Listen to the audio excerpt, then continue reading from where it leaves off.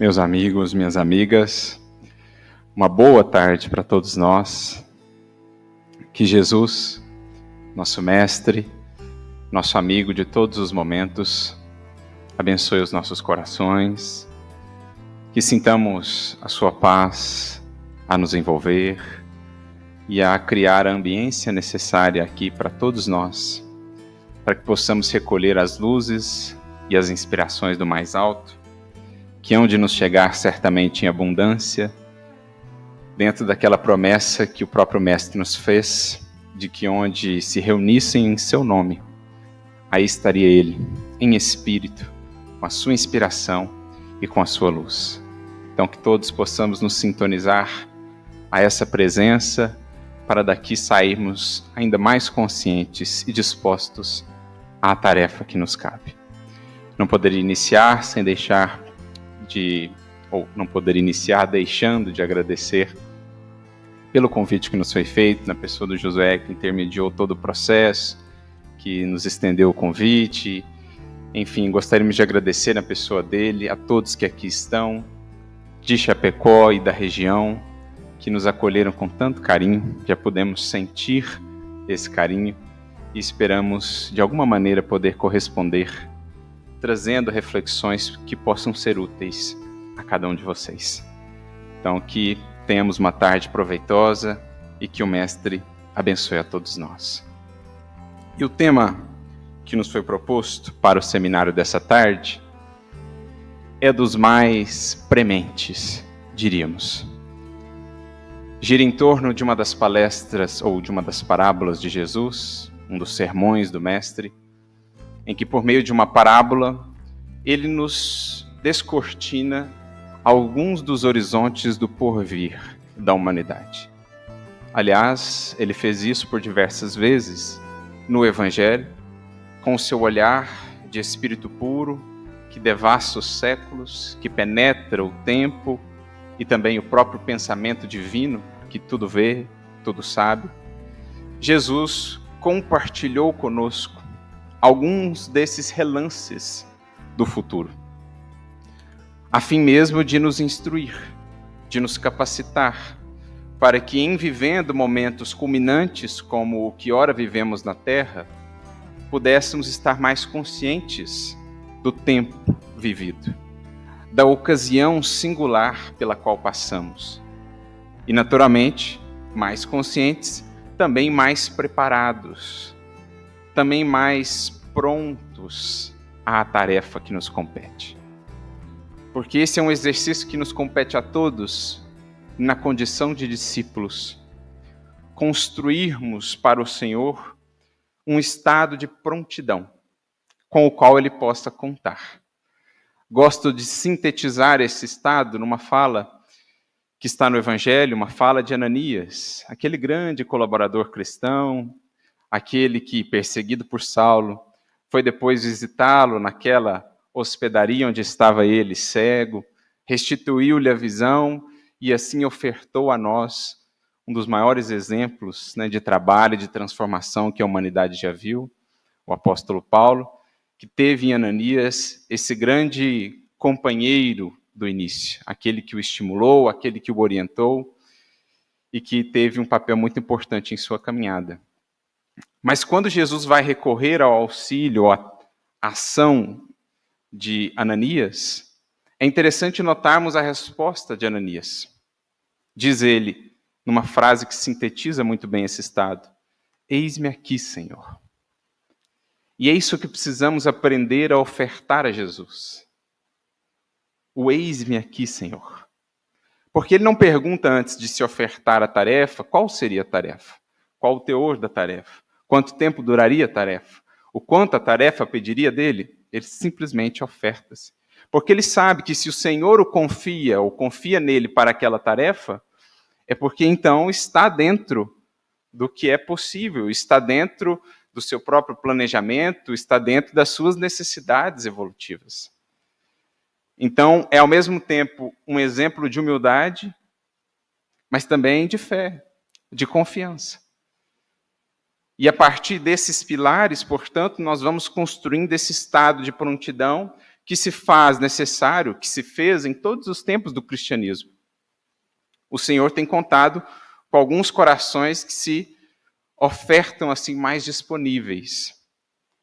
Outros, no entanto, ou a maioria, temos muitas vezes deixado a desejar, ou fugido nos momentos de testemunho, encontrado uma série de justificativas, a fim de postergarmos transformações e ações que se fazem necessárias já de muito, mas que temos deixado para mais à frente, há muito tempo. Então, de certo modo, essa parábola de Jesus, assim como outras, ela vai tratar dessa preparação que nos compete ir construindo, ou irmos construindo ao longo do tempo, para que, em surgindo momentos mais específicos, momentos de testemunho de fato, como diz, ou como no Evangelho nós identificamos, né, o chamado Kairos, que é o tempo de Deus, aquela oportunidade que precisa ser aproveitada, a gente tenha esse estado e essa sintonia para perceber o chamamento. Então Jesus ele descortinava para nós algumas dessas frestas, alguns desses relances do futuro, para que em vivendo momentos como que ora vivemos na Terra, especialmente também com o auxílio da doutrina espírita que expande o entendimento para nós dos processos pelos quais todos estamos passando e a própria Terra, a gente consiga entendermos melhor dentro desse concerto e encontrar a parte que nos cabe. Identificar como podemos ser uma nota harmoniosa nesse concerto divino, no qual o regente é o Cristo. O regente de todo o processo de aperfeiçoamento da Terra, seja qual for a frente de atuação, onde vibre o bem, a luz, a fraternidade, a verdade, o amor, por detrás temos o coração de Jesus. Temos o Espírito do Mestre a atuar por meio dos seus servidores fiéis.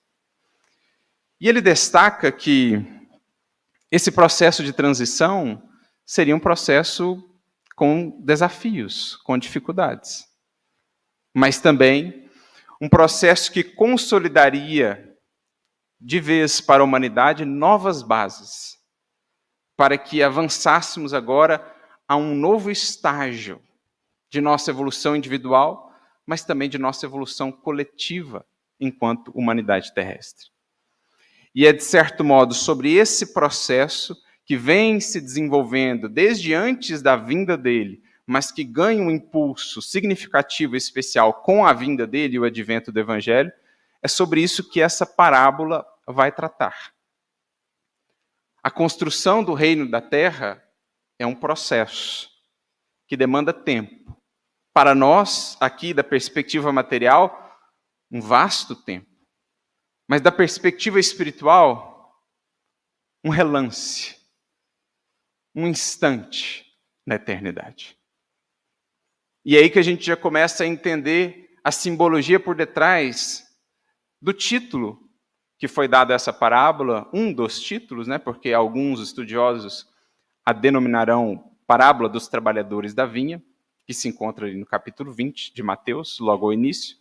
Outros a denominarão parábola dos trabalhadores da última hora, porque é um dos aspectos centrais da parábola, e trabalhando essa questão das horas. Mas aí a gente já vai começando a adentrar esse entendimento do que seja essa última hora. Claro, as lições de Jesus sempre trazem em si todo um arcabouço, um simbolismo profundo, que somente os séculos têm nos permitido desbravar. À medida que outras revelações vão surgindo, outras contribuições de emissários do próprio Mestre que descem à Terra vão chegando até nós, tudo isso vai atuando como uma série de chaves ou pecinhas de um quebra-cabeça que vai tornando possível a gente montar o quadro mais abrangente do que é a evolução, do que é toda essa coordenação do Cristo no processo evolutivo da Terra, para que a gente veja melhor o que são esses processos e esses momentos. E aqui nós temos uma simbologia profunda no que diz respeito a essa hora. Faz-me lembrar o Salmo de número 90, quando lá está dito, para Deus ou para o Senhor, 1000 anos são como um dia, e um dia como 1000 anos. Algo que o próprio apóstolo Pedro, mais tarde, na sua segunda epístola, haveria de resgatar. E, de fato, da perspectiva do mundo espiritual, esses processos que aqui para nós parecem tão longos, tão demorados, nada mais são do que um dia na eternidade.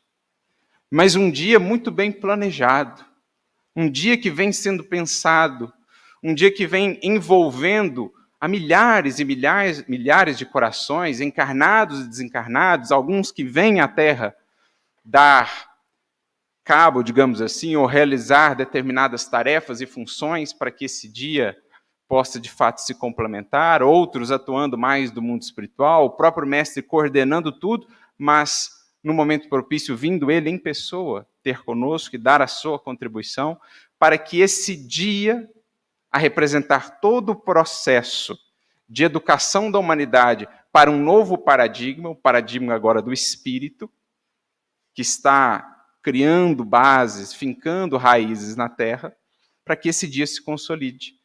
E adentremos, de fato, um novo dia, deixando para trás essa era em que ainda muito inscientes do que somos, para onde vamos, qual o sentido da vida, perdíamos-nos por entre sombras e ilusões, deixando para trás esse dia, que encontra-se agora em período de noite, mas já vislumbrando, enfim, o alvorecer de um novo dia, de um novo tempo. É aí que vamos entendendo a referência à última hora, como a representar o período final de conclusão de um dia, que na verdade são milênios de serviço e preparação. Mas também o alvorecer, o prenúncio de um novo dia, uma nova hora que há de surgir. Então, a visão espiritual ajuda-nos a redimensionar as coisas, as perspectivas. Essa uma hora representa para nós, os que aqui estamos, séculos. Especialmente a partir do advento do Consolador, quando, dizem-nos os Espíritos, entramos na fase final desse dia, para adentrarmos, enfim, o novo dia pelo qual o Cristo e os seus colaboradores vêm trabalhando há muito, mesmo antes da vinda dele. Aliás, ele mesmo disse, de maneira também muito simbólica, que em 3 dias ergueria um novo templo. E se usarmos essa chave de leitura do Salmo citado, 1000 anos, um dia, 1000 anos, nós vamos percebendo que o terceiro dia, de fato, marcaria esse terceiro milênio, no qual estamos agora adentrando, deixando a última hora do milênio passado, do segundo dia, para adentrarmos o novo dia, o terceiro, no qual Jesus disse, simbolicamente, edificaria um novo templo. É uma nova religião a que Jesus irá fundar? Ou será que, enfim, a humanidade despertará para o verdadeiro templo? De fato, o único templo, ao qual os demais, na verdade, servem. Os de pedra servem a esse templo, ou deveriam apontar para esse templo que o Cristo está nos ajudando a descobrir, a edificar. Em termos de humanidade regenerada, teremos, enfim, uma humanidade que reconhece cada ser em si o templo divino e a presença divina que há por ser descoberta e expressa. Esse é o grande programa do Evangelho. Na palavra resumida de Emmanuel, a ciência divina de ligação com o Pai. Eis o que o Cristo veio nos ensinar. Eis o novo templo que ele deseja edificar e que ele dá esse marco para nós. O terceiro dia seria um dia significativo. O terceiro milênio no qual nós estamos agora. Por isso, de certo modo, poderíamos pensar que não falamos mais apenas dos trabalhadores da última hora, mas também dos trabalhadores da primeira hora. Porque estamos justamente nessa transição entre as últimas horas do dia passado e a nova hora ou as novas horas do dia que se inicia. E quanto a fazer nessa hora? Quanto a realizar? Quantos paradigmas mudar? Quantas bases renovar? É disso que essa parábola essencialmente vai tratar. Redimensionando, primeiramente, a nossa visão de tempo, entendendo que a espiritualidade trabalha o tempo de maneira muito diversa de nós outros aqui ainda encarnados. Para eles, 4 séculos de um planejamento é nada, algumas poucas horas de um dia. Se pensarmos no próprio advento do Consolador, que vem dar continuidade à tarefa do Evangelho, a iluminação de consciências que o Evangelho e antes a legislação mosaica, especialmente o Decálogo, havia iniciado, se pensarmos na própria preparação para o advento do Espiritismo, vamos identificar, por exemplo, o espírito de Allan Kardec, que é esse apóstolo do Evangelho Redivivo, já operando mais ou menos 3, 4 séculos antes da sua encarnação como Allan Kardec, preparando o terreno para o que depois viria a desenvolver. Porque foi ele, na figura de Jan Hus, da República Tcheca, encarnação pregressa de Allan Kardec, de certo modo um dos precursores da Reforma, que por sua vez, depois levada adiante por Lutero, por Calvino e outros, abriu espaço para o iluminismo, para um surto, para um impulso de progresso científico, filosófico e mesmo religioso da humanidade. E esse ambiente, de certo modo, arejado, renovado, foi então o que propiciou o surgimento do Espiritismo. Então vejamos, um espírito que encarnou 4 séculos antes, preparando um trabalho que haveria de desenvolver 4 séculos depois. E isso para eles é o planejamento de algumas horas dentro do programa divino para a Terra, do qual o Cristo é o gerente, o coordenador. Então, quando falamos de trabalhadores da última hora, estamos falando dessa consciência que o Espiritismo nos traz, de que a evolução ela é marcada por etapas, por ciclos, por processos, ela é planejada, nós não estamos ao sabor do acaso, embora pareça, alguns assim pensem, que as coisas estão caóticas, que as coisas pioram, degringolam, pelo contrário. É justamente o estertor da madrugada, é a última resistência da noite que sente a chegada do dia. É preciso, portanto, corações que estejam voltados para o dia que chega e não excessivamente fixados na noite que vai cedendo lugar. É disso que Jesus precisa. Porque por muito temos recusado o convite à tarefa. Mas agora, em momento culminante, é preciso saibamos, queiramos aceitar. Mas para a gente poder desenvolver a parábola, que é muito vasta, daria material para a gente refletir por horas e mais horas, vamos aqui delinear alguns pontos principais que achamos importante para a gente entender a essência da parábola. No estudo do Evangelho, o que nos importa sobretudo é isso, o Espírito. Qual a mensagem? Como isso fala a nós e de que maneira isso impacta em nossa vida e em nossa conduta hoje? Não ficarmos excessivamente presos às formas, às palavras, às possíveis divergências. Isso é o cômodo de entrada do estudo do Evangelho. Muitos param nessa primeira porta, nesse primeiro cômodo, deixando de acessar os imensos tesouros que estão mais fundo, nesse castelo em que vamos penetrando. É preciso recorrer às ferramentas, ao instrumental que o Espiritismo e outras informações vão nos trazendo para que a gente consiga superar os desafios da letra, da forma pela qual a mensagem foi codificada, para a gente chegar ao Espírito, aquilo que de fato nos importa e aquilo que comunica ao Espírito que somos hoje, trazendo-nos reflexões e convites. E creio que todos já conheçam a parábola, não vou relê-la aqui, apenas sintetizá-la em algumas poucas palavras, para a gente poder recapitular alguns pontos e então podermos trabalhando esses pontos em específico. Diz-nos o mestre que existia lá um indivíduo, senhor de uma vinha. O administrador dessa vinha sai, então, a procurar pessoas para assalariar no trabalho dessa vinha.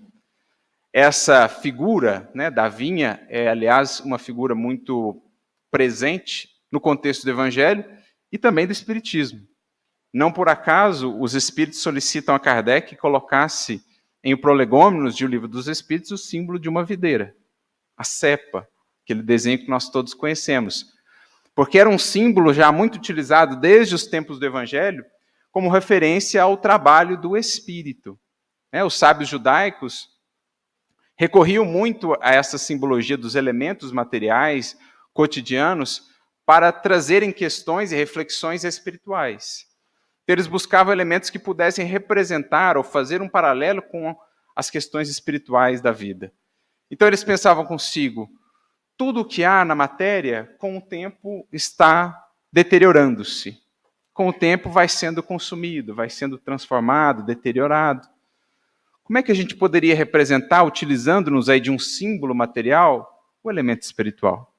Então alguém se lembrou do caso do vinho, que quanto mais passa o tempo, mais valioso, mais saboroso se torna. Por isso o símbolo do vinho, da videira, da uva é tão utilizado no contexto do Evangelho, porque faz uma referência ao elemento espiritual. Quanto mais o tempo passa, mais ele se aperfeiçoa, ao contrário dos demais elementos que dizem respeito à matéria. Por isso já essa vinculação do Evangelho com o Espiritismo na figura ali da cepa. Então existia essa vinha a representar esse campo de trabalho, né, de aperfeiçoamento do espírito. Nós tínhamos o administrador da vinha, que numa das abordagens que poderíamos ter, naturalmente compreendemos como sendo o próprio mestre, e o senhor da vinha, na verdade o senhor do universo, de todas as vinhas que aí existem, incontáveis no universo sem fim, nosso Pai, o Criador. E como é da própria natureza da criação, quer Deus que cada filho seu contribua para o aperfeiçoamento e progresso da criação. E assim também, por consequência, para o seu progresso pessoal. Então Deus concebeu a sua criação, a sua obra, de modo que cada filho seu, cada ser por ele criado, encontre a parte que lhe toca nessa grande obra divina da qual todos nós somos partícipes. Inclusive, quando vamos à questão de número 132 do Livro dos Espíritos, e Kardec indaga eles sobre a finalidade da encarnação, os Espíritos serão claros que um dos objetivos da encarnação é justamente ajudar-nos a identificar a parte que nos toca na grande obra divina. Como que, se por meio do processo das encarnações e do aprendizado que aqui vamos tendo, cada um de nós pudesse se encontrar como parte única, insubstituível dentro da criação divina. Sem qualquer orgulho ou petulância, mas também com a consciência de que se aqui estamos, Deus conta conosco para algo realizar. Nessa grande vinha da qual Ele é o Senhor e Jesus na terra, o administrador. E ele sai, então, buscando trabalhadores. Encontra alguns na primeira hora, alguns na terceira hora, e assim sucessivamente, até a 1/10 hora. Daí a expressão, né, a última hora, ou os trabalhadores da última hora. E com os primeiros, os que ele foi buscando e contratando nas horas anteriores, ele havia acordado o valor lá de 1 denário, um salário, pela jornada de trabalho, esse era o valor pago por um dia de trabalho. E com os últimos, ele os envia à vinha, mas não havia ali um trato formal de quanto receberiam. Eles chegam e tudo mais, trabalham. Ao final do dia, é chegado o momento de fazer, digamos assim, a remuneração, né? De trazer a remuneração a cada um deles. E ele começa justamente por esses últimos, e dá-lhes 1 denário. Aqueles que começaram antes, logo pensam, né? Se eles ganharam 1, então ele vai aumentar o nosso. E qual não é a surpresa quando eles recebem também 1 denário. E aí se revoltam, reclamam, falam, mas o que é isso? Nós aguentamos aí todo o peso do dia e tal, e você dá o mesmo para eles e para nós, etc. E aí o Senhor diz, mas o acordado não era isso? Por acaso, por eu ser bom, os seus olhos são maus? Ou seja, se infelicita ou fica triste aí pelo fato do seu irmão ter ganhado mesmo que você, etc. Toma o teu e segue o teu caminho. E aí ele conclui, né, com algumas frases clássicas do mestre, digamos assim. Os últimos serão primeiros. E, a depender da tradução, insere-se também aquela frase, né, porque muitos são os chamados e poucos os escolhidos. A tradução do Haroldo, por exemplo, não conta com essa frase, porque ela não está presente em todos os manuscritos mais antigos. Mas algumas traduções, João Ferreira de Almeida, por exemplo, também vão inserir essa frase. São muitos os chamados e poucos os escolhidos. Então, em síntese, né, em breves palavras, essa é a parábola. E imagino que muitos, ao lerem pela primeira vez, ou ainda hoje, essa parábola, realmente se incomodam, porque talvez sintam ali uma espécie de injustiça, ou pelo menos algo estranho. O fato de alguns terem trabalhado tantas horas e receberem, entre aspas, o mesmo tanto que aqueles que trabalharam só ali a última hora. Mas não teria sido mestre injusto, etc. Aí que vem um dos eixos principais de reflexão da parábola, sobre o qual nós vamos conversar aqui nessa tarde.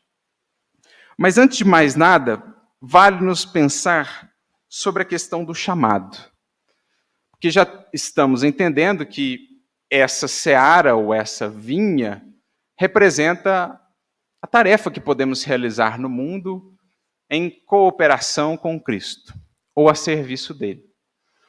A questão é, temos percebido o chamado? Temos entendido de fato quando e como Jesus nos chama a essa tarefa? Porque às vezes esperamos por muitos anos ou por muito tempo, às vezes por uma encarnação inteira, que esse chamado venha assim de maneira mais formal. Esperamos talvez que Jesus nos enviasse um ofício, hoje em dia um e-mail, um WhatsApp, explicando-nos o que fazer ou como ele espera contar conosco, onde está a nossa ação, enfim, o que nos compete. Talvez guardamos ainda essa visão do chamado como um chamado assim muito formal. Mas o primeiro aspecto a compreender nessa parábola é que os convites de Jesus são muito mais sutis e muito mais presentes do que imaginamos. Porque até aqui muitos de nós, ao longo da trajetória espiritual, nesses tantos séculos desde o Evangelho, efetivamente temos recusado muitas vezes o convite. Ou até nem visto e percebido os convites. Talvez, na condição hoje de trabalhadores da última hora, estaremos muito de nós porque nas horas anteriores estávamos ali distraídos, desatentos, ou até percebemos o convite, mas o recusamos. Fugimos à tarefa ou ao testemunho, distraídos por outros chamamentos e por outras buscas. Mas creio que os que hoje aqui estamos, já manifestamos pelo menos um anseio de atender. Queremos já aproximar-nos de Jesus. Ansiamos a sua presença. Sabemos que longe dele e do que ele representa, não haverá paz, nem felicidade, nem plenitude para as nossas vidas. E sabemos muitos de nós disso até por exaustão, por já termos percorrido tantos caminhos e jornadas longe dele. Por exaustão, por desilusão, fomos descobrindo que ele é o caminho, a verdade e a vida.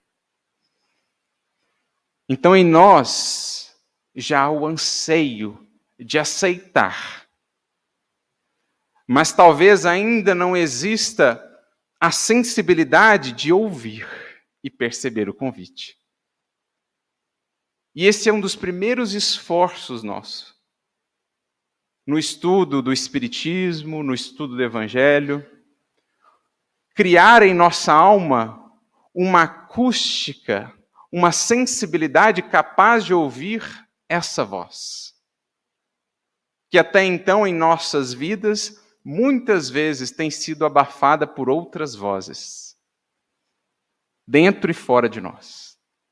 Porque estamos cercados de ruídos, vozes de sereias, falsos profetas dentro e fora de nós, que nos chamam a outros caminhos bem distintos ou distantes dos caminhos do Senhor. Emmanuel mesmo tem uma mensagem chamada Entre as Falsas Vozes, em que ele nos fala dessas tantas vozes que ainda ecoam dentro de nós, sobretudo, mas também fora, chamando-nos aos velhos labirintos e tortuosos caminhos que já andamos e percorremos tantas vezes, e que só dores e desilusões nos trouxeram. As ásperas sendas da impiedade, como está no Evangelho segundo o Espiritismo. Essas vozes seguem a nos chamar. Mas é preciso aprender a filtrá-las, porque de fundo, ecoando para todos os séculos da humanidade, em todo tempo e em todo lugar, há uma voz sublime, há a voz do bom pastor. E ele nos disse, João capítulo 10, as minhas ovelhas ouvem a minha voz. Ele trabalha aí com algo que era muito conhecido daquele povo, né? A cultura agropastoril era uma de suas principais pilastras, digamos assim, especialmente os pastores, né? O rebanho, os rebanhos de ovelhas. E os pastores sabiam que as ovelhas tinham uma percepção especial para a sua voz, pela própria convivência. Não sei se vocês já viram, certa feita vi um videozinho desses que rodam assim no WhatsApp. Temos ali um grupo de ovelhas, e aí várias pessoas se aproximam e chamam e fazem barulho, etc. E as ovelhas nem dão bola. Mas se aproxima o pastor, na hora que ele fala, todas as ovelhas voltam-se para ele. Porque pela intimidade aprenderam a identificar em meio a todas as outras vozes, a voz do bom pastor. E é isso que nós precisamos. Na intimidade que vamos construindo com Jesus, em meio a todos os ruídos do mundo, vamos conseguindo ouvir a sua voz. Em meio aos falsos profetas que dentro de nós gritam ainda, não perdoe, não releve, não aceite, revolte-se, ecoa aquela voz que diz, misericórdia quero, e não sacrifício.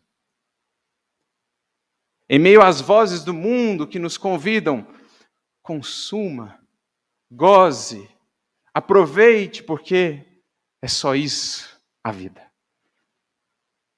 Diz aquela voz que fala, as palavras que vos trouxe são palavras de vida eterna. É preciso sensibilidade para ouvir essa voz falando conosco em meio a esses tantos ruídos e vozes do mundo. É preciso disciplina, é preciso trabalho interior de autocontrole para saber escolher qual voz atender e quais vozes filtrar. Faz-me recordar aquela passagem interessante da Odisseia, o caso de Ulisses, Odisseu, quando eles vão cruzar o Mar das Sereias, e ele então solicita aos seus marujos que o amarrassem ao mastro do barco, para que, em ouvindo as vozes das sereias, não pulasse ele no mar, em busca das velhas ilusões, porque é isso que representam as sereias no simbolismo. Ele amarra-se ao mastro da embarcação, e o que é o mastro da embarcação? Lembra-nos ela, de primeiro assim até a figura de uma cruz, a representar os nossos deveres, os nossos compromissos. Amarremo-nos a eles, porque são eles que nos protegem, são eles que nos dão a sensibilidade de filtrar as vozes que não agregam e ouvir a que nos chama para a frente e para o alto. Então esse é o primeiro trabalho e a primeira grande lição da parábola. Entender que o mestre segue caminhando no mundo, convidando para a sua vinha.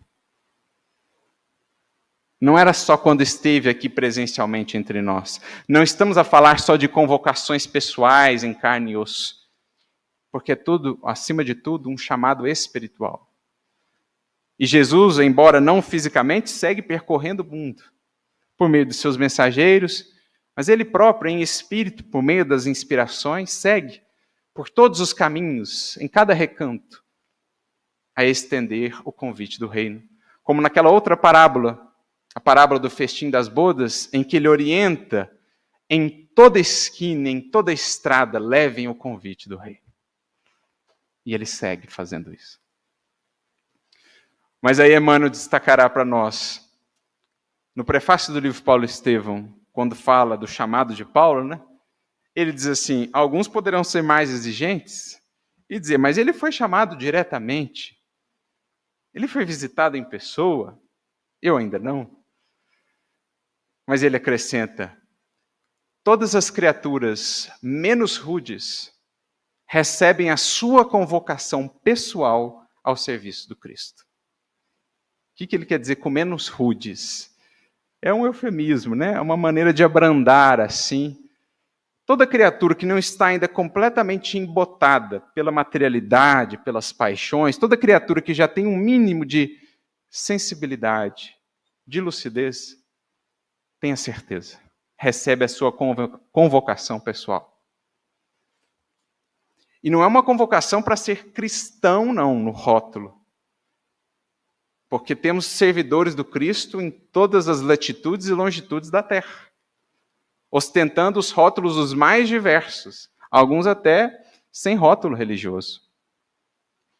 Estamos falando daqueles que atendem ao chamado ao progresso da humanidade, ao bem comum, à fraternidade, à educação, à arte, enfim, àquilo que edifica.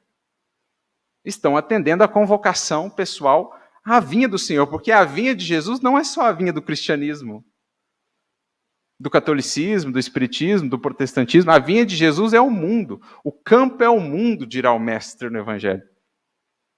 E todo aquele que atende a convocação ao bem mais puro, mais sincero, estará atendendo a convocação pessoal de Jesus.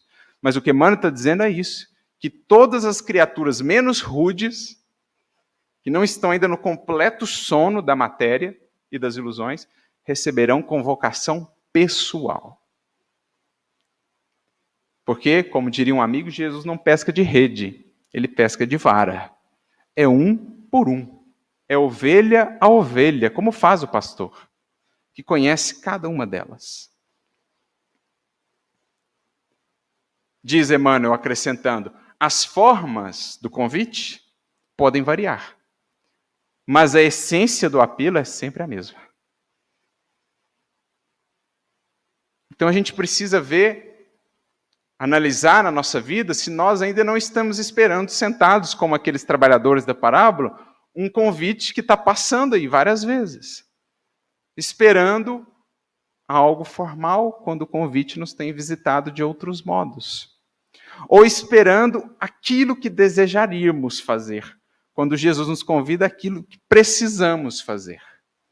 Não, Senhor, mas eu gostaria de trabalhar aqui. E o mestre diz, Pedro, te levareis aonde não queiras ir. Porque talvez, de princípio, Pedro fosse o que menos desejaria trabalhar na casa do caminho. Porque era o menos paciente. Imagina eu, Senhor, aguentando todo dia esse tanto de gente, com esse tanto de problema, com esse tanto de coisa. Crê, Pedro, te levarei aonde não queiras ir, mas onde precisas estar. Porque esse é o compromisso de Jesus conosco, o da nossa evolução, não o de nos agradar. Mais tarde, sim, será agradabilíssimo, quando entendermos. Mas nem sempre, no primeiro momento, é. Mas o compromisso dele não é agradar, num primeiro momento, mas educar, libertar. Por isso disse Paulo em Gálatas, se eu ainda quisesse agradar aos homens, eu não seria servo de Cristo. Porque o nosso compromisso é a libertação das consciências. Então o convite de Jesus, os chamamentos à sua seara, tenhamos certeza, tem nos visitado. aos montes. A questão é treinar o olhar e a acústica da alma para os perceber.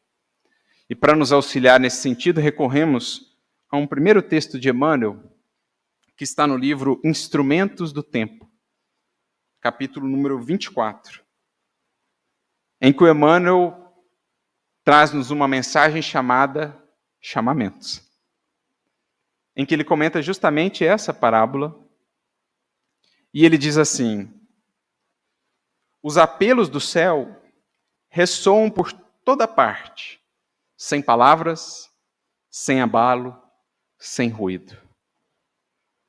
Então, geralmente, os convites do céu chegam até nós sem palavras, sem abalos, sem ruídos. Porque eles chegam buscando um coração que aprendeu a fazer mais silêncio. O silêncio da humildade, o silêncio da mansuetude, o silêncio da moderação, o silêncio da harmonia. Diferentemente do vozerio, do ruído imenso do orgulho, da vaidade, da ansiedade, da aflição, o silêncio do coração que encontrou-se minimamente já em Jesus. Esses convites chegam. De que forma? É a dureza de coração que te convida ao exercício da piedade. Quantos de nós já pensou que o convite de Jesus para nós chegaria na forma daquela notícia que nos fala da dureza de coração de um irmão nosso? Aquela notícia que nos fala de um crime hediondo. Quantos de nós pensam nisso, ou isso, como um convite? É um convite à piedade. É um convite à compaixão. Quantos de nós pensa ou enxerga naquele parente ainda completamente insensível à mensagem do Cristo? Um convite à aplicação. Um convite ao testemunho e ao trabalho na sua seara. O trabalho da paciência. O trabalho do lavrador, que semeia agora para esperar talvez 5 anos até a produção. Talvez 1, 2 encarnações até uma primeira produção. Foi esse o convite que Lívia entendeu diante da dureza de coração de Públio Lentulus, que se mostrou intransigente, inflexível. 25 anos de silêncio no lar. Em decorrência de uma injustiça. Ele não se voltava a ela, não falava com ela, a não ser as coisas mais formais. 25 anos. Enquanto muitos poderiam ver nisso apenas algo pelo que se lamentar, ou uma causa de sofrimento, de aflição, certo que doía o coração, mas ela via mais do que isso apenas. Ela via ali um convite de Jesus. E ele passava pelo seu lar e a chamava à sua vinha. E ela aceitou. Semeou naquele coração. Sem expectativa de colheita. Não sabia para quando, mas semeou. E o resultado aqui está. Essa mensagem que hoje nós lemos, em boa parte devemos a Lívia, que entendeu o convite de Jesus que a visitou por meio da dureza do coração do marido. E aceitou. É a dor que te pede reconforto balsamizante. A dor que identificamos mais próxima de nós, a mais distante. Convites à sensibilidade. Convites a enxergar agora de fato o outro. Porque no contato com a dor do outro, e também com a nossa, é que vamos nos humanizando. Saulo ouviu isso de Ananias, quando ele começava ainda a sua tarefa no Evangelho, depois da primeira pregação frustrada, em Damasco mesmo, ele volta abatido, com aquela indiferença, dos doutores da lei, dos fariseus que o ouviram. E Ananias então fala para ele: Saulo, tens um longo caminho ainda a trilhar. E a primeira tarefa do semeador é ajuntar sementes. Mas até conseguir efetivamente semear, primeiro, Saulo, precisarás conviver com a dor humana. Porque a dor nos humaniza. Aprender a considerar o outro, a sentir com o outro a sua dor, é isso que vai fazendo do nosso coração um veículo para o amor do Cristo. É isso que vai nos aproximando do coração dele, que quer chegar aos aflitos. Então a dor é um convite. Não a revolta, não ao desânimo, mas ao serviço e à disponibilidade. É a calúnia que te reclama o esforço heróico do perdão com absoluto esquecimento do mal. Quantos veriam na calúnia que sofreram um convite a mais de Jesus? Me lembro daquele caso, de certo modo até cômico, quando o Chico foi visitado por alguns representantes de uma revista muito conhecida à época, e ele relutou porque já estava meio calejado ali com as experiências com a imprensa, nem sempre as melhores, né, nem sempre com as melhores intenções, mas ele acabou concedendo a entrevista ali, eles ficaram alguns dias com ele, tiraram algumas fotos, etc., e depois saiu uma reportagem bastante infeliz, né? Distorcendo algumas coisas, com algumas fotos assim não tão bacanas e tal, e ele ficou muito entristecido com aquilo. Muito entristecido com aquela experiência, porque, de certo modo, era uma calúnia ali, uma desinformação a respeito dele, da sua missão, da sua tarefa, melhor dizendo. E aí, um dia entristecido, né, ele percebe a presença de Emmanuel, pergunta para ele por que ele estava naquela condição, e ele diz: mas você não viu a reportagem que saiu na revista Cruzeiro? E tal. Você devia ter me avisado, né, que não era para acolhê-los. E o Emmanuel, daquele jeito, né, dele, bem educador. Enfim, ele conclui: mas fique tranquilo, Emmanuel. Fique tranquilo, Chico. Jesus foi parar na cruz, você só foi parar na Cruzeiro. Ou seja, o maior caluniado de todos foi o Mestre. E isso ele pagou essa calúnia na cruz. Você foi parar na Cruzeiro. Então entenda essa experiência como mais um convite de ser ainda mais fiel e de partilhar um pouco da cruz do Mestre. Então o Chico viu naquela, entre aspas, calúnia, naquela desinformação, um convite para estar ainda mais firme na seara. Mais consciente do que é de fato testemunhar com Cristo e superar os desafios e as incompreensões.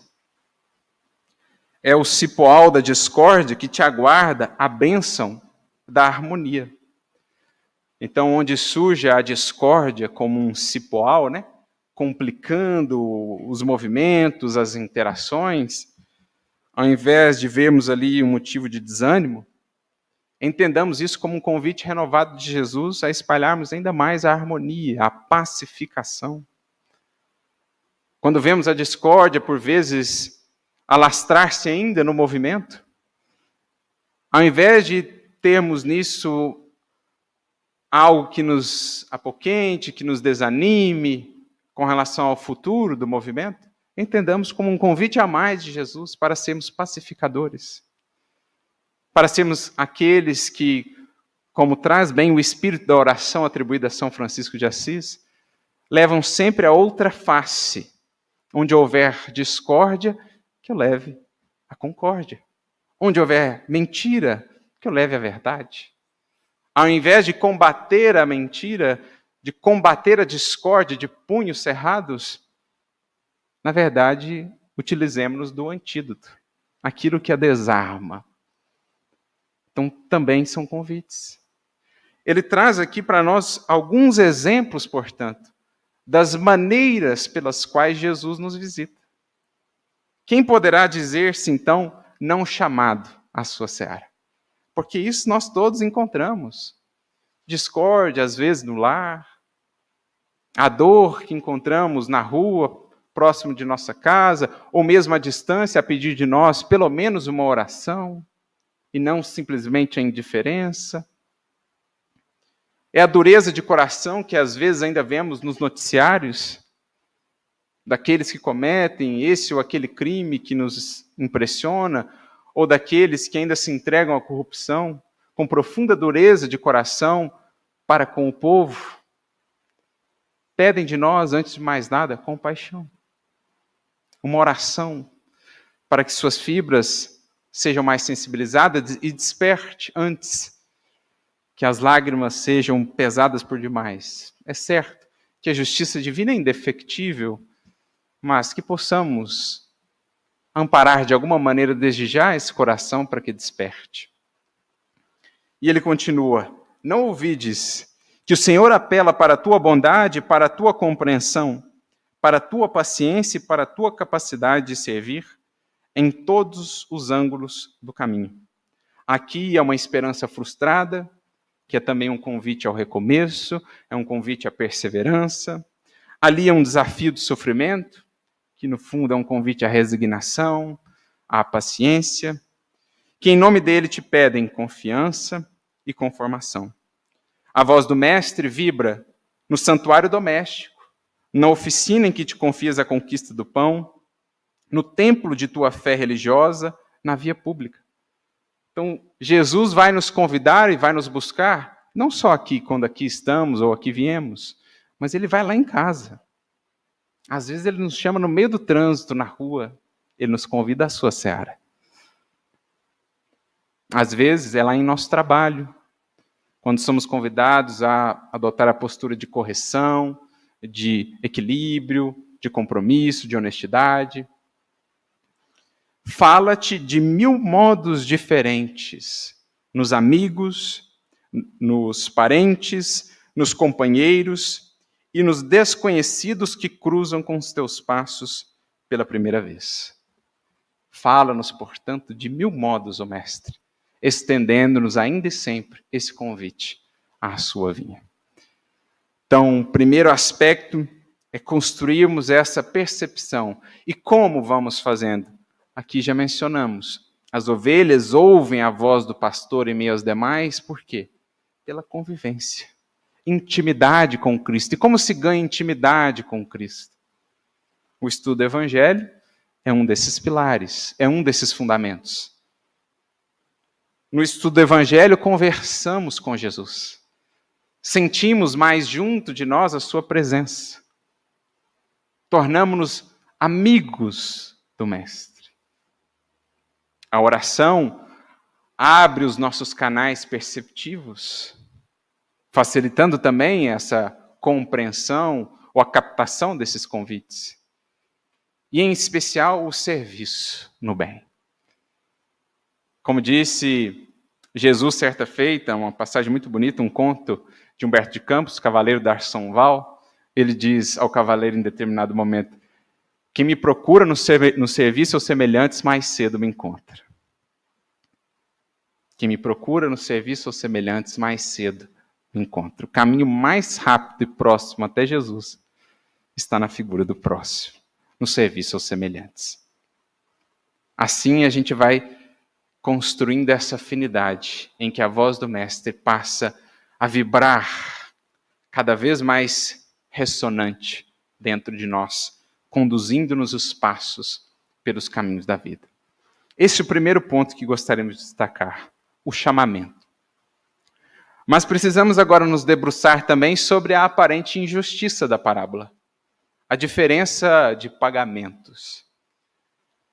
E aqui é preciso recorrer a um entendimento espiritual da passagem, porque de fato, se ficamos numa leitura literal, a partir das perspectivas que temos do trabalho no mundo, das retribuições do mundo, ela será injusta. Mas quando adentramos o aspecto espiritual do trabalho, aí as coisas vão se explicando, vão se encaixando. Porque nós vamos compreendendo que na vida o que vale efetivamente não é a quantidade. mas a qualidade. Jesus disse certa feita a Zebedeu, que queria angariar logo multidões para a causa do Evangelho. Senhor, vamos juntar as turbas pela causa do Evangelho. E Jesus diz a ele, nossa causa, Zebedeu, não é a do número, mas a da verdade e a do bem. O número é um elemento secundário. Um dia a causa do Evangelho será a do número. Um dia a terra inteira estará consciente do chamamento do Cristo. Mas, antes de mais nada, a preocupação fundamental é a qualidade, é o teor de nossa ação e de nossos esforços. E aí está a grande chave de entendimento da passagem. Porque, pelo próprio relato final, quando mostram-lhe, quando o evangelista, no caso o mestre, que trouxe a parábola, mostra-nos as características ou a postura daqueles que adentraram nas primeiras horas, nós vamos percebendo que eles não estavam assim no campo com um espírito propriamente de serviço. Estavam ali mais voltados para o interesse mesmo. Queriam garantir o seu e não estavam tão preocupados com o outro, quanto o outro ganharia. Na verdade, ficaram até incomodados com o fato de o outro ter ganhado mais do que, ou pelo menos o mesmo tanto, melhor dizendo, do que eles. Então a gente consegue ter uma leitura um pouco do que movia aqueles corações que reclamaram. E perceber qual o espírito do esforço que haviam empreendido. Porque trazendo isso para algo mais próximo de nós, de que me adianta ter conhecido o Espiritismo de berço, ter lido praticamente todas as obras espíritas, ter frequentado invariavelmente, ao longo de todos os anos da minha encarnação, o centro espírita, se ao final da existência, quando perante o tribunal do mais alto, receberemos de fato a retribuição pelo que foi feito ou pelo que também não foi feito, chegarmos lá praticamente idênticos do que quando adentramos essa seara. De que me adiantaria toda aquela ornamentação exterior ou todos aqueles registros na ficha, se ao chegar perante o tribunal da verdade na consciência, no retorno à vida maior, eu me identificar praticamente idêntico ao que era quando adentrei aquela encarnação.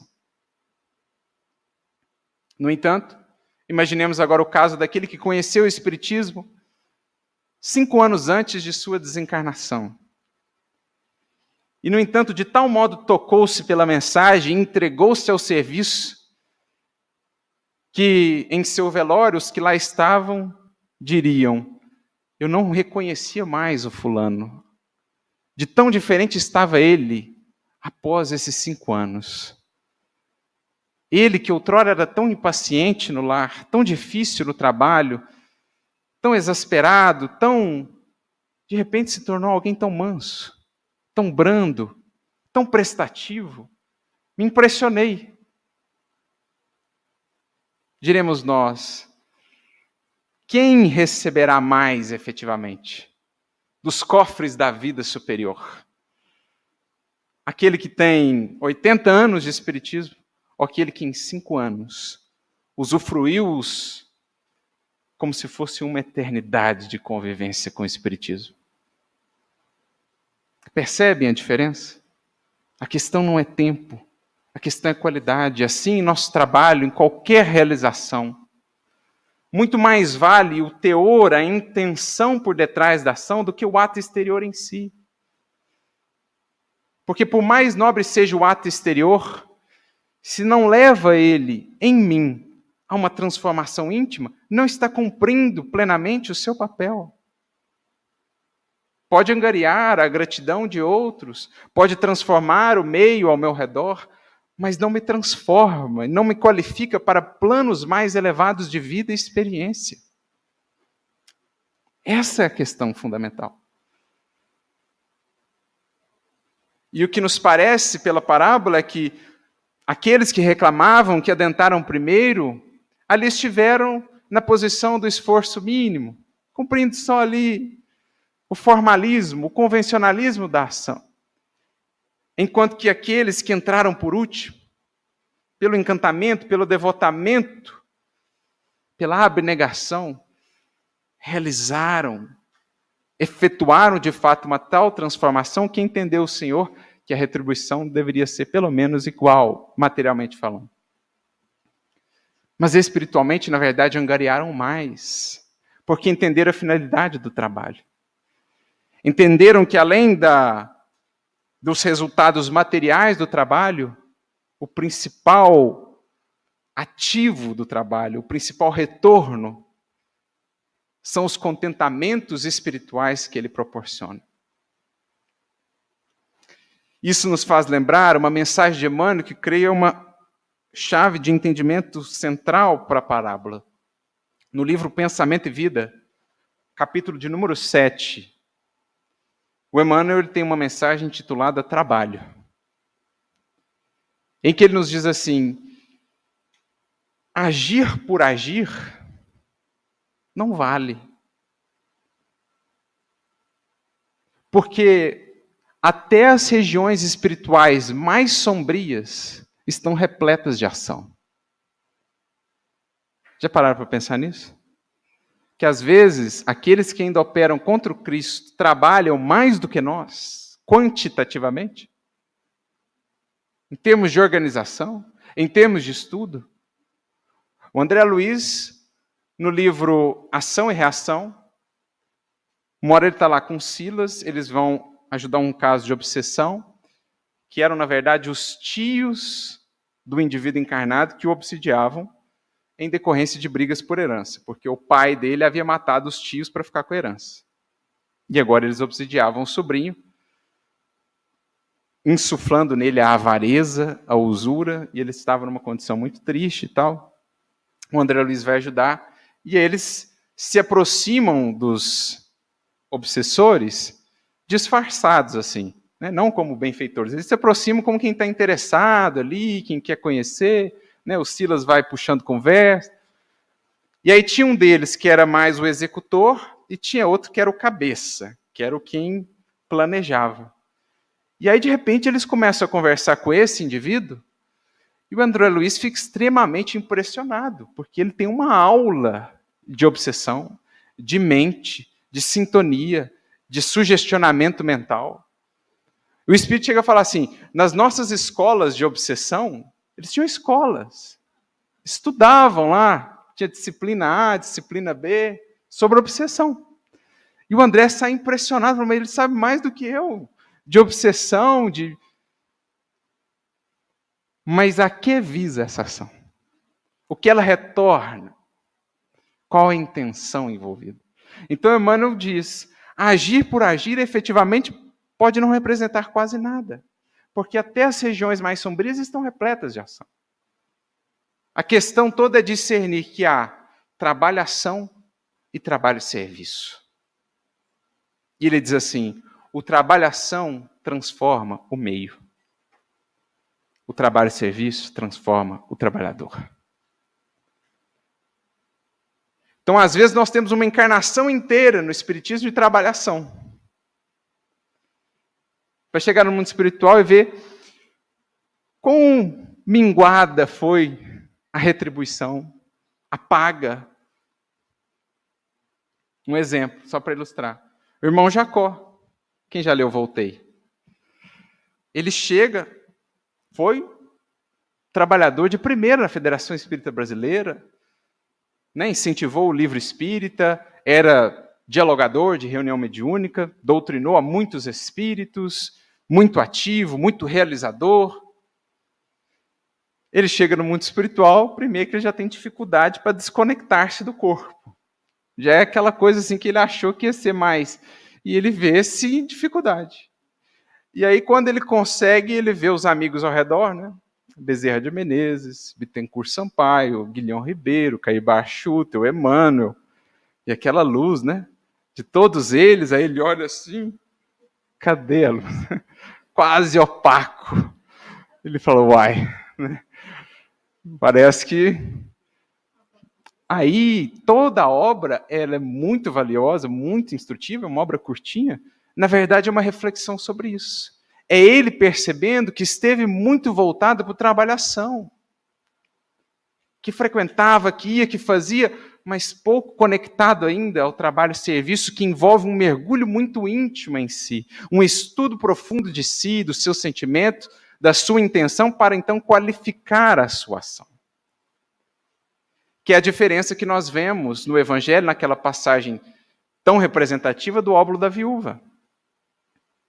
Muitos deram tanto, mas quase nada. Ela deu tão pouco, mas muito. O que dava o valor da ação? A intenção. Ela o fazia com o espírito de abnegação, de renúncia, de sacrifício mesmo. Dava daquilo que lhe faltaria, enquanto os muitos davam simplesmente do supérfluo, sem qualquer intenção realmente nobre, muito mais por status ou por vanglória, porque as moedas no gasofilácio do templo faziam barulho quando caíam, então o indivíduo entrava lá, derrubava aquele tanto de moeda e todo mundo olhava. Vanglória. Ela com seus 2 leptos entrega. Ninguém a viu, Jesus a enxergou e disse: vejam aquela mulher, ela deu mais do que todos eles juntos. Percebe? Ali Jesus dá o tom. O que qualifica a ação é o valor sentimental a ela agregado. Não é o tempo, não é a quantidade, mas a qualidade. 1 hora bem vivida com Cristo pode valer mais do que uma encarnação inteira de puro convencionalismo exterior, de apenas formalidades religiosas, de apenas visitas distantes ao centro, em que aqui estou mais distante. É integrar-se à mensagem, é conectar-se profundamente, é agregar ao que fazemos aquilo que ilumina de fato, aquilo que pereniza, que torna perene e duradouro o que fazemos, o amor. Por isso eu me recordo de uma outra mensagem de um espírito chamado João Modesto.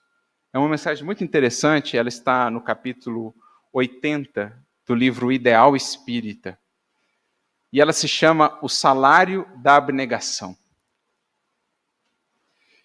E aí ele vai trabalhando essa ideia de que, para além das obrigações comuns, o indivíduo que vai além das simples obrigações, ele passa a ser credor de uma remuneração extra, de um salário extra, que é o salário da abnegação.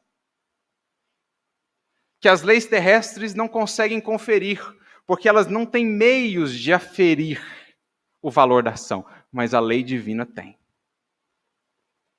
Quem ultrapassa, portanto, a fronteira da simples obrigação, quem caminha, como diz Jesus no Evangelho, mais do que a primeira milha e vai à segunda, esse passa a ser credor de uma retribuição extra, de uma retribuição espiritual, que é o salário da abnegação. Aliás, isso está também em uma outra obra, num conceito que às vezes é tão mal entendido em nosso movimento, quando fala-se lá do bônus hora, no livro Nosso Lar, né, muita gente faz tanta confusão com isso e acha que é quase igual o dinheiro na terra, mas se a gente atentar bem o conceito, o que definia o valor do bônus hora? Era a quantidade de tempo trabalhado ou o teor do trabalho do indivíduo? É o que está lá, se a gente analisar profundamente. Então, quanto mais abnegação, mais credor se faz o indivíduo desse salário extra. E aí o espírito João Modesto continua dizendo: o trabalho comum no mundo é recompensado pela moeda a exprimir-se nos honorários que recebemos. Agora, o trabalho extra no reino do espírito é pago em recursos de ascensão para a alma. Sempre que, para além da simples obrigação, tem que ir lá fazer a palestra hoje, tem que ir lá dar o passe, não queria de jeito nenhum, tem que ir lá conduzir. Sempre que, para além da obrigação, do puro formalismo, eu acrescento mais abnegação, mais devotamento, mais renúncia, para melhor qualificar a minha ação, eu passo a ser credor de mais recursos de ascensão para a alma. E ele continua: o trabalho ordinário, isto é, comum, o trabalho corriqueiro, conduz o indivíduo, a criatura humana, ao domínio horizontal do meio em que vive. O trabalho extraordinário eleva-o em direção vertical às esferas superiores. Olha que magnífico. O trabalho ordinário, se eu vou lá no meu trabalho profissional, se eu venho na casa espírita, se eu faço só aquilo, só por obrigação, só porque disseram que tem que fazer, ou só porque eu assumi aquele compromisso, mas sem ir encontrando aos poucos alegria naquilo e entregando-me mais aquilo, se eu fico só nisso, eu amplio horizontalidade na minha vida. Eu ganho em abrangência de visão, eu posso ganhar mais conhecimentos e tal, mas é horizontalidade. Agora, o extraordinário é que dá ao ser verticalidade. Voltando à mensagem do Emmanuel, no Pensamento e Vida, capítulo 7, ele diz que o trabalho-ação fica adstrito ao mundo e às trocas no mundo. Agora, o trabalho-serviço é o que possibilita o desdobramento da ação celeste no mundo. Daí a verticalidade. Torna-se o indivíduo, de fato, um instrumento do alto, por meio do qual o alto possa chegar ao mundo e transformar o mundo, transformando ele também. Então vejamos a diferença capital. Ultrapassar as fronteiras da simples obrigação, do simples rito. Aqueles que começaram antes estavam ali no esforço mínimo. Vamos ficar aqui que no final está garantido um. Mas quando eles viram que os que chegaram na última hora ganharam um, eles pensaram logo já, no anseio de querer usufruir mais, no anseio do interesse pessoal. Então, pode ser que a gente ganhe mais, a gente está mais tempo aqui. Mas trabalharam o dia inteiro não pensando nisso, pensando apenas em cumprir só o básico. Agora, a abnegação não, ela se entrega ao serviço dando o máximo, sem esperar. E por não esperar, o que vem é sempre maior. Por isso Jesus diz, os últimos serão os primeiros. Os que se colocam por último na fila da expectativa, da exigência e do capricho, serão os primeiros a receber, estarão nos primeiros lugares de recepção de mais e mais bênçãos na vida. Agora, os que se colocam em primeiro lugar de exigência, de capricho, de interesse pessoal, estarão nos últimos, em termos de recepção do verdadeiro valor do trabalho e da ação com Cristo. Por quê? Aqueles que adentraram primeiro e depois estavam reclamando ao final, não haviam percebido a principal remuneração que poderiam ter tido. Qual que era a principal remuneração? Mais horas de trabalho. Mais tempo de trabalho com Jesus. Mais tempo de proximidade com Ele em campo de serviço. Essa é a principal remuneração para quem se alista à seara do Mestre. Estar mais junto dele. Mas como trabalhavam desconectados desses propósitos, não percebiam essa remuneração adicional. Eles tinham 8 horas a mais, ou até mais, e não sabiam perceber o valor disso. Porque ainda não encontravam aquilo que é o crucial, como diz Emmanuel. Quando o trabalho se converte no prazer de servir, eis o ponto crucial do entendimento da remuneração espiritual. Eles não haviam entendido isso. E todas aquelas horas a mais que tinham, que seriam horas a mais de alegria, de contentamento, de utilidade, de realização, eles lançaram fora. Abriram mão daquela retribuição. Porque não a percebiam ainda. Ao passo que aqueles outros aproveitaram ao máximo a 1 hora que tiveram, deram tudo de si e por isso tanto receberam. Por isso, voltando à mensagem de João Modesto, ele diz assim, a respeito da abnegação, em oposição ao esforço mínimo, a abnegação é o esforço máximo, somente compensável pelos cofres da bondade divina. Só a bondade divina consegue avaliar o valor da abnegação e retribuí-la, de tão valiosa é ela. Aquele que, por mais tarde que tenha começado, se entrega de fato, sinceramente ao labor, esse passa a receber uma remuneração distinta, porque preparado agora para valorizar essa remuneração. Então essa é a questão, é entender que o trabalho em si, para aquele que trabalha com o coração e com o sentimento, torna-se parte da remuneração. E aí, aqueles que começaram antes, de modo algum teriam recebido menos que os que começaram na última hora. Teriam recebido 1 denário, mais todas as horas de trabalho com Jesus. Ao passo que aqueles últimos receberam 1 denário e 1 hora só de trabalho com Jesus. Por não considerarem essa parcela, achavam que tinham recebido menos ou injustamente em relação àqueles da última hora. Porque essa é a grande retribuição na seara com o Mestre. Quanto mais com ele crescemos e nos qualificamos, mais dignos nos tornamos e aptos para tarefas de maior responsabilidade, de maior desafio que mais nos farão crescer. Isso me faz lembrar daquela mensagem do Espírito de Verdade que se encontra em O Evangelho segundo o Espiritismo, justamente no capítulo 20, os trabalhadores da última hora. Quando ele traz aquela bonita mensagem, os obreiros do Senhor, que de certo modo é uma explicação da parábola que nós estamos analisando, é uma explicação muito bonita, aliás. E ele diz assim: àqueles que não recuarem em seus postos, qual será a retribuição? Receberão mais em termos de facilidades materiais? De isenções de lutas? De tranquilidade exterior?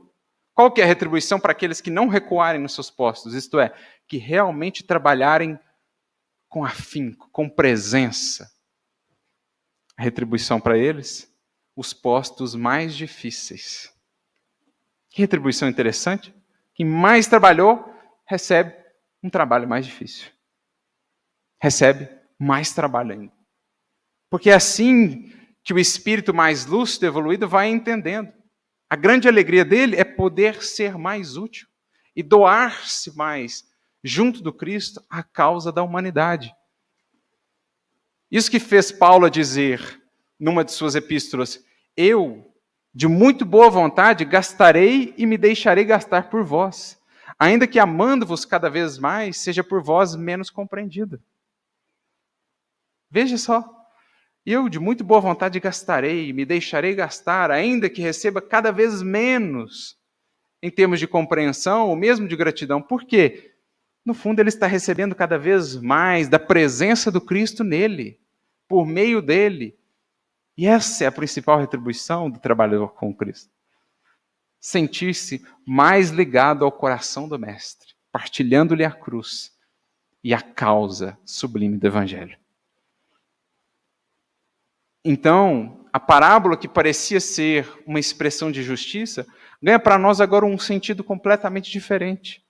Porque, no fundo, ela nos fala disso, de foco, de aproveitamento do tempo, de qualidade no que fazemos, de preencher o nosso tempo com eternidade, com perenidade, de iluminar a nossa ação com o sentimento do amor.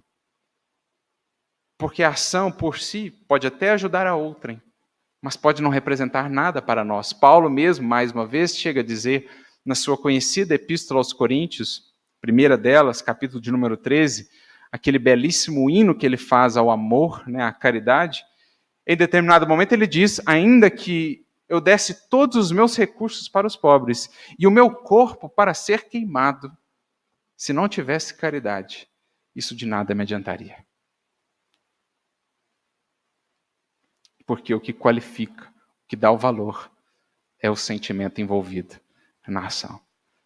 Então, na verdade, a parábola do Mestre é um convite ao nosso acrisolamento, ao nosso aperfeiçoamento por meio do trabalho, transformando-nos a partir dele. Uma análise sincera de como tem sido a nossa ação em sua seara, para que não venhamos a estar naquela condição, por exemplo, lembrando aqui do livro Sexo e Destino, Pedro Neves, que no mundo espiritual, não estamos falando nem de um encarnado, estamos falando de alguém no mundo espiritual, em nosso lar, coordenador de um trabalho, que estava de tal modo desajustado internamente, que no momento em que é chamado a auxiliar um indivíduo, que no caso era o seu genro, encarnado ainda, que estava traindo afetivamente a sua filha, mas ele era o responsável ali por amparar aquele grupo de espíritos. Ele se desequilibra de tal modo que começa a socar espiritualmente o genro, numa casa de prostituição que ele visitava. E aí sai ali um espírito, uma senhora, que amparava as mulheres que lá estavam, que lá trabalhavam com Jesus, lá era o posto de ação dela. Ela sai, abraça ele e fala: meu irmão, o que é isso? Nós estamos aqui para auxiliar. Então ele era um conhecido e dedicado trabalhador em nosso lar, mas olha o estado interno desse coração.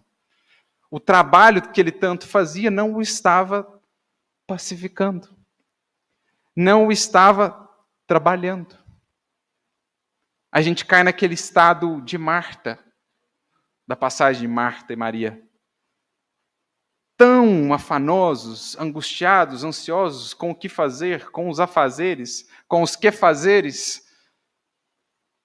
E Jesus volta-se a nós e nos diz: estás tão inquieto por tantas coisas, quando uma só é essencial. Então, se o trabalho não nos tem tornado mais pacientes, se o trabalho na casa espírita não nos tem tornado mais afáveis, mais compreensivos, mais indulgentes, mais misericordiosos, é imprescindível façamos essa análise. Porque não seremos trabalhadores da última hora só pelo fato de contarmos com o título de cristãos ou espíritas nesta última hora da Terra. O Espírito Constantino é claro em dizer, na mensagem também do capítulo 20 do Evangelho segundo o Espiritismo, quando ele comenta, né, essa parábola dos trabalhadores da última hora, ele não diz assim: espíritas, sois todos os trabalhadores da última hora. Ele diz assim: bons espíritas, vós sois. E claro que ele não está resumindo só aos espíritas, né? Mas ele está falando: bons espíritas, vós sois trabalhadores da última hora. Ele não diz espíritas. Porque aí a gente lembra o que é, ou quem são os bons espíritas lá no capítulo 17. Não são os que trabalham por trabalhar, são os que agregam ao trabalho toda a transformação moral que vem desempenhando, efetuando em si, a imensas custas, com imenso esforço. Aí sim se convertem em trabalhadores da última hora. Porque, além de ajudarem o mundo a se aperfeiçoar, estão se fazendo melhores para o mundo também. Melhoram o mundo, melhorando o mundo de si mesmos. Então, uma análise da nossa própria ação espírita, para que a gente não repita o que por séculos talvez temos feito. Muitos de nós, cristãos em tantas encarnações, conhecedores do Evangelho, às vezes até com muito trabalho e ação, mas recusando os convites do Mestre para o trabalho e serviço. Que é o que também diz Constantino: vós, espíritas, muitos de vós tendes recusado o convite na primeira, na terceira, na quinta. Eis agora essa bendita ocasião, da última hora, do fim de um tempo, de um ciclo, para a abertura de uma nova hora, de um novo dia para a humanidade. Não percamos, portanto, a ocasião. E para ilustrar muito bem o que seja esse processo, né, do trabalho-ação e do quanto nos pede aí, ou nos é necessário uma reflexão para que não nos encontremos nessa condição, eu me lembro de um caso que está no livro Obreiros da Vida Eterna. No livro Obreiros da Vida Eterna, o André Luiz ele visita a chamada Casa Transitória Fabiano de Cristo, que ficava numa região mais próxima da crosta, né, amparando espíritos que vinham de regiões ainda mais complicadas do mundo espiritual e que ali encontravam, digamos assim, uma primeira acolhida antes de irem para colônias mais elevadas, né? Por causa da vibração, ainda não conseguiam, por exemplo, ir direto para o nosso lar, então tinha um primeiro pouso ali na casa transitória, para que pudessem ir se adaptando, etc., e então poderem ser levados a outras colônias. E ali ele encontra, está registrado no capítulo 5 da obra, um indivíduo com o qual ele se sintonizou muito, porque tinham profissões similares na última encarnação. O indivíduo se chamava Irmão Gotuso. Ele havia sido médico, se não me engano, psiquiatra, na última encarnação. E ali já estava há algum tempo, na Casa Transitória Fabiano de Cristo, trabalhando ativamente. Né? Acolhia os enfermos, aqueles com transtornos psíquicos que chegavam, né? Espíritos perturbados. e era conhecido ali por todos e tal. E eles vão conversando, trocando ideias. O André Luiz fica até meio curioso, assim, impressionado pelo fato dele ainda estar ali, não ter subido para colônias mais elevadas desde que desencarnou. Fica impressionado pelo fato de o consultório dele ainda parecer o consultório dele na Terra. E pelo fato dele, quando tirava algumas férias, assim, e passar as férias na crosta terrestre, ao invés de buscar regiões mais sublimadas no mundo espiritual. Ou seja, André vai percebendo que aquele espírito ainda estava muito materializado, apesar de todo o trabalho que efetuava. E aí o tempo vai passando, e aí no capítulo 9 da obra, nós temos uma visita especial, vinda de esferas superiores. Para a gente ter uma ideia, para que ela se manifestasse ali, o espírito feminino que veio trazer alguma orientação, ela contou com uma médium no mundo espiritual, para se manifestar ali. E esse espírito era a mãe do Gotuso, que vinha de esferas superiores conversar com ele. Na verdade, dar-lhe um bom puxão de orelha. Por quê? Olhando de fora, parecia louvável o que Gotuso estava a fazer. Já tinha uma ficha corrida de muito trabalho, muitas horas, muita quantidade. No entanto, vista de cima, a ficha espiritual dele era clamorosa. Porque de cima não se vê a quantidade, de cima se vê a qualidade. Então a mãe dele começa o discurso dizendo assim: meu filho, serei breve. Já imagino o que vem, né? Desprenda-se das ideias antigas para compreender melhor. Então, desapego. Esteja disposto a mudar seu modo de pensar e de analisar a vida. As concepções inferiores de nosso eu também se cristalizam, impedindo a penetração da luz em nosso campo interno. Então, olha só, era um trabalhador ali conhecido, reconhecido por tantos, e ela está falando, meu filho, você está cristalizado. Você não está permitindo o acesso da luz.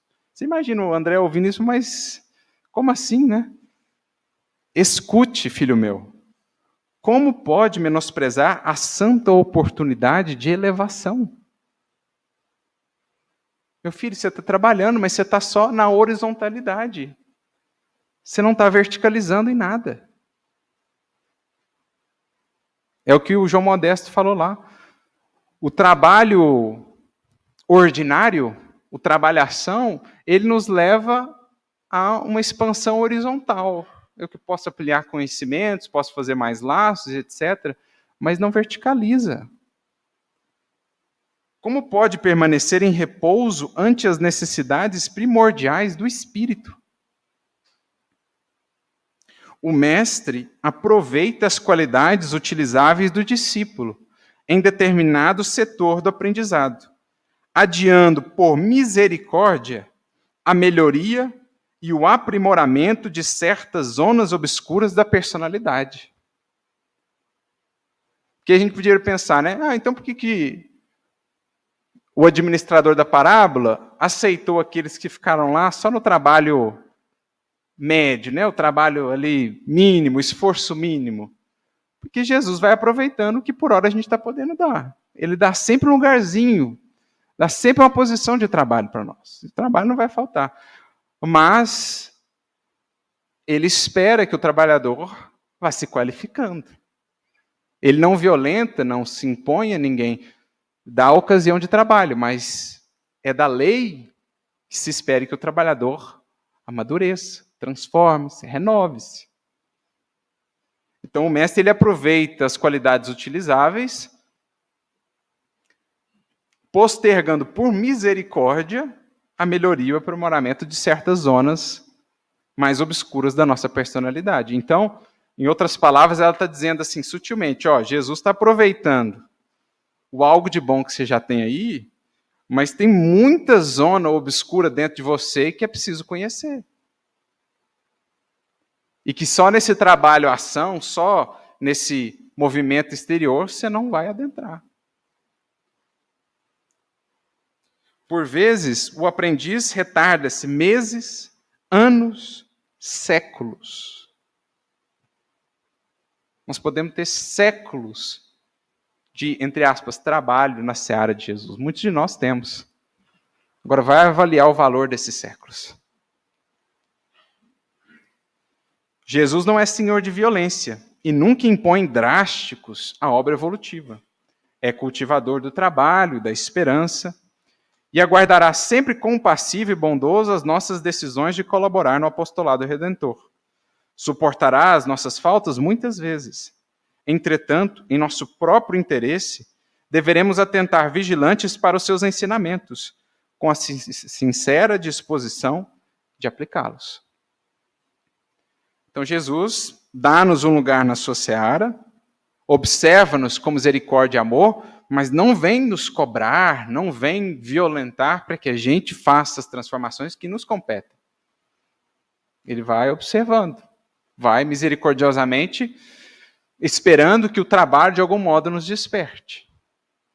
Só que, em nosso próprio benefício, vale ou é preciso investamos, atentemos para isso e investamos nisso. Por isso ela continua mais adiante. Suas manifestações de natureza exterior instruem e confortam. Porque ele recebia os espíritos ali, instruía, explicava, falava da condição deles, né? Dava um consolo, falava de Jesus, etc. Então, suas manifestações de natureza exterior instruem e confortam. Seus pensamentos mais íntimos, entretanto, dilaceram-nos o coração. Por quê? Porque ele ainda trazia mágoas da encarnação. Não havia perdoado, compreendido a esposa, que adquirira novas núpcias, ainda trazia certos ressentimentos, etc. Então ele não queria olhar para isso, deixava isso numa caixinha escondida e entrava no movimento, até mesmo com um processo de fuga para essas questões mais profundas. Porque muitas vezes assim é. Nós entramos num excesso de movimento exterior em fuga aos processos mais íntimos de autoconhecimento. Vou dar um exemplo. Uma outra obra de André Luiz. O livro No Mundo Maior. Nós temos ali no capítulo 3 e 4 aquela bonita reflexão que Calderaro traz sobre a casa mental.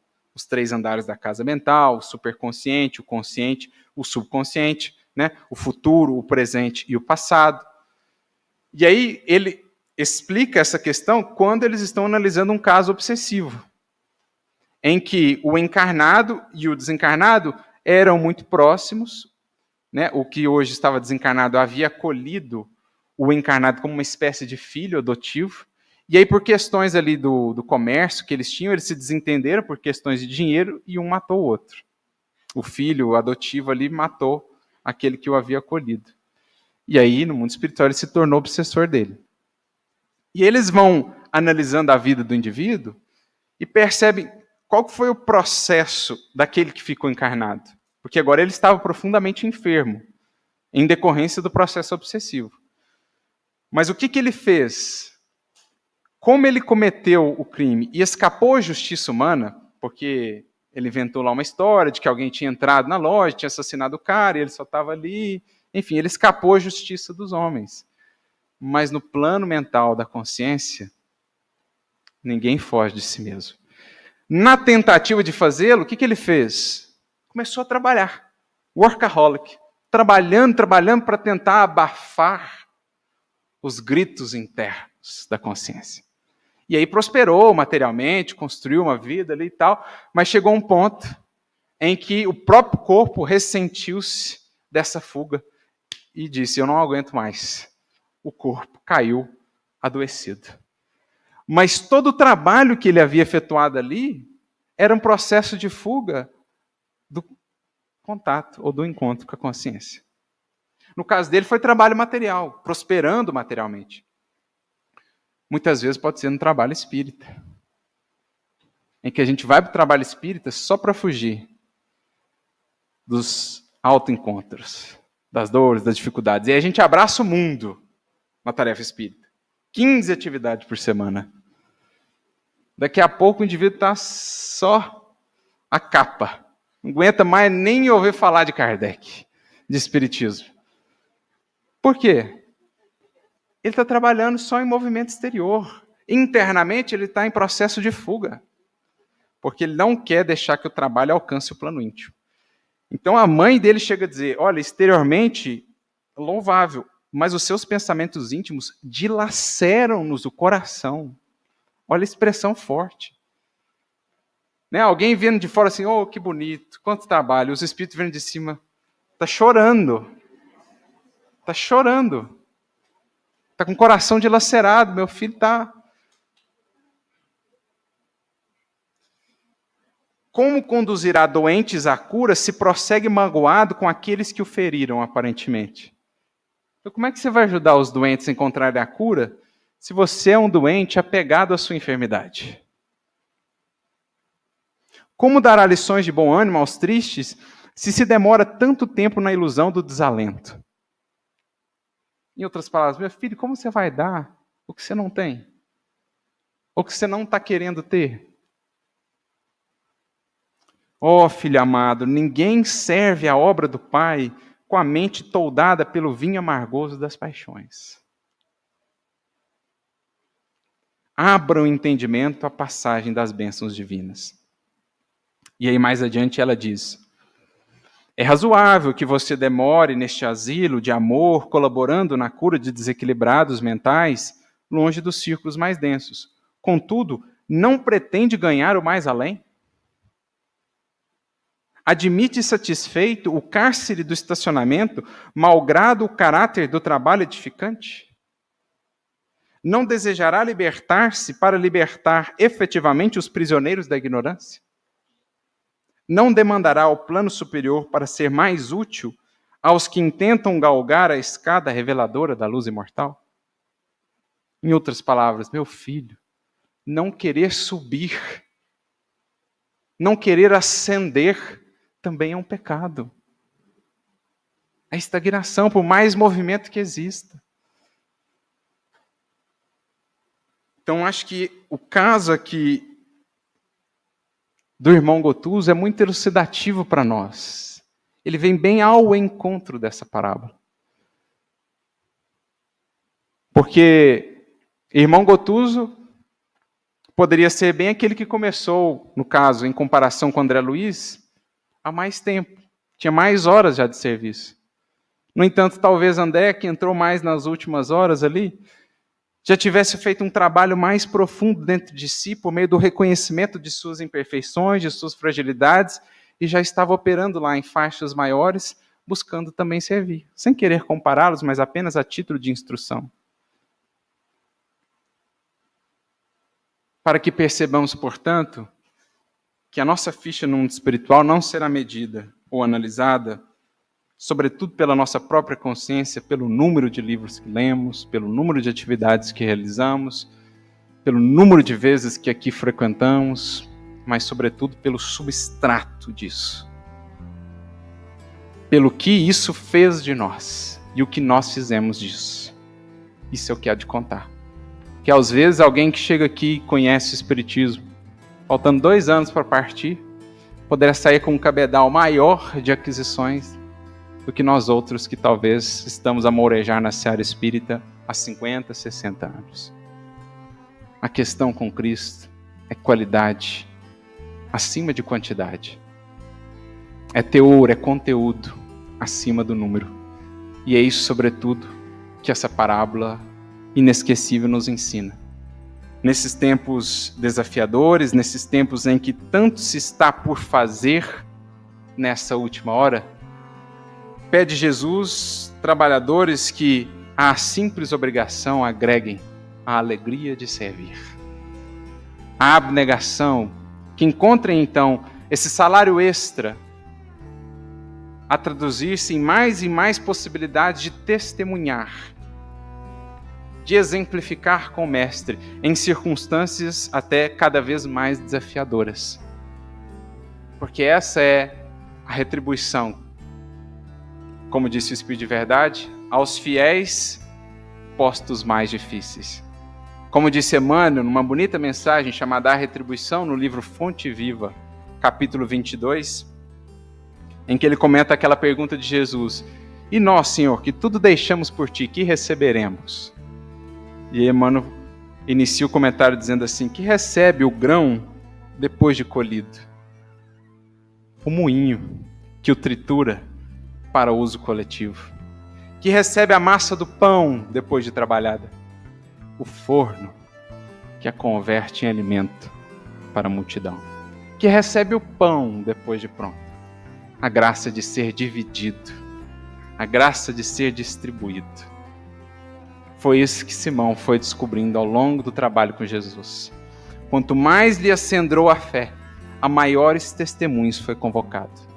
A maior expressão de caridade e de renúncia com Jesus, ele foi chamado, na medida em que avançava na caminhada com o Mestre. Que possamos, então, estreitar os nossos laços com Jesus, na devida intimidade que com ele precisamos construir, a fim de que saibamos identificar os tantos chamados diários que por nós passam, os convites que nos visitam dia a dia, chamando-nos a essa seara, e que dentro dela, quando surgir a ocasião do trabalho, da simples ação façamos serviço, da pura obrigação façamos a alegria de servir e de se doar. Porque então com Jesus estaremos a descobrir não mais apenas as retribuições materiais, passageiras, mutáveis, tão frágeis, mas enfim, a remuneração do Espírito, que é a presença cada vez mais viva de Jesus em nós.